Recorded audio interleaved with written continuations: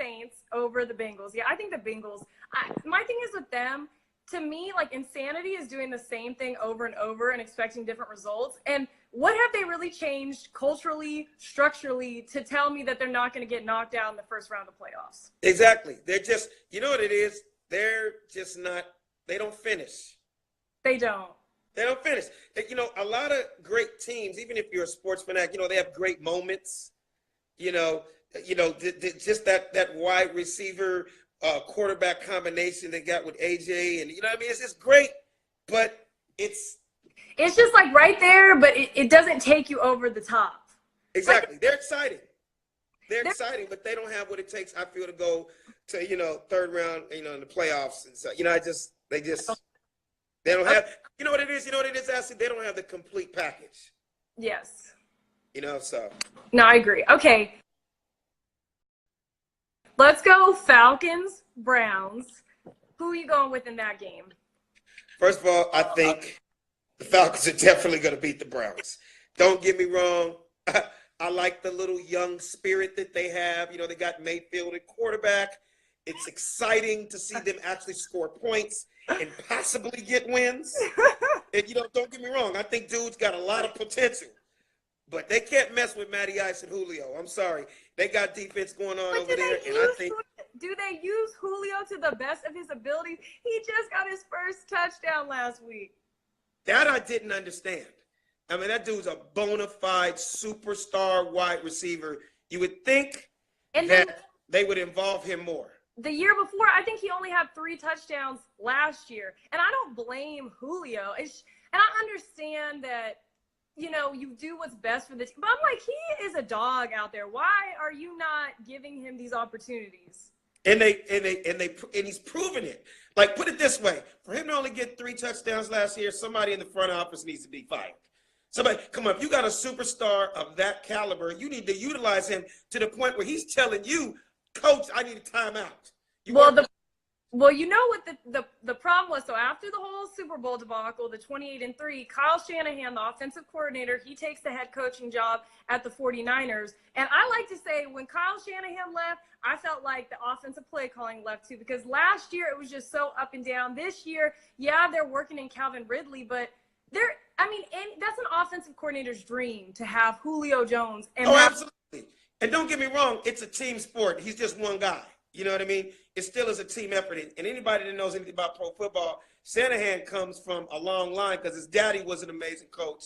And, you know, it's unfortunate what happens in football. You know, it's like I was just talking to somebody the other day about when a coach gets fired, usually the first person that goes with him is the offensive coordinator too. Because the offensive coordinator, it's his job to help put points on the board. And when you ain't putting points on the board, you lose. Basically, we firing you and your homeboy. So that's actually a good question. Did you think the Browns, the team that they're playing, do you think they were a little premature in firing Hugh Jackson and Todd Haley, or you were like, get them out of there? First of all, I hate to see when any black coach gets fired. It hurts my heart. Because, you know, I mean, I'm just being real right now. Can I just be real for a second? Keep it 100. When white coaches get fired, they get fired up. That dude ain't fired for 1 week before, hey, I got a new job with a new thing. Hey, when a black coach gets fired, he might catch him at Home Depot next week. He might go back to being a junior high PE teacher. You know, it's really be like, the black coaches get fired and find out he got a mixtape, like he's a rapper. You know, Hugh Jackson might be signed to Cash Money, Young Money next month. You know what I mean? I feel bad for him, but I think Cleveland, they just didn't have the patience either. You know, it's not even a black thing. They've been losing for so long. And as a general manager, as an owner, you like, look, I'm going to give this nigga 1 more week. If he don't put some points on the board, I'm sorry, bro, you're out of here. Like, you might want to go coach a soccer team or something. This is why I was really looking forward to this live. But I agree. But my thing is with the Browns, y'all lasted 1-15. Y'all lasted 0-16. But 2-4-1, that was too much. Like that was the end of the line. Yeah. I think also That's a move where Cleveland, their administration, is trying to show their nation and that their city that they're trying to make differences. It could have really, I don't know, do you watch Hard Knocks? Oh, yeah. So you saw when Des Bryant sat down with them? Yeah. Oh, I know that city was going absolutely apeshit crazy. You see in Hard Knocks, Hugh was like, bro, we need you here. Can you please come here? Please? Can you please? Oh, you'd be a great fit. Of course he'd be a great fit. He'd be probably the best thing to happen to Cleveland since LeBron. But it didn't happen. So True. So the answer to my question, Cleveland's going to lose on Sunday.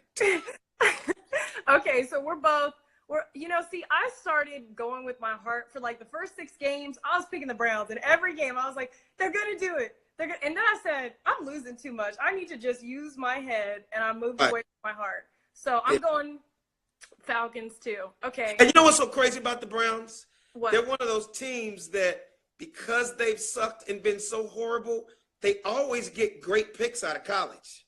Exactly. But that just goes to show you could have 5 Heisman Trophy winners on your team. If you don't have a team and people are surrounded by you with a good coaching and offensive, defensive coordinator, you work as a team, it means nothing. Because how many guys do we know, all the sports fans know this, you get guys that go 37th in the 4th round. Mm-hmm. They end up being stars. Tom Brady, 6th round. Tom Brady, exactly. Antonio Brown, I think he was either a really late pick as well. Like, so you never know. Oh, but the list goes on and on. There's a lot of guys that you didn't even know who they were in college. And they didn't spurt and make a name for themselves until they got to the pros. So, hey, it can happen. You know what I mean? Speaking of a guy who's making a name for himself, not in a good way, Blake Bortles.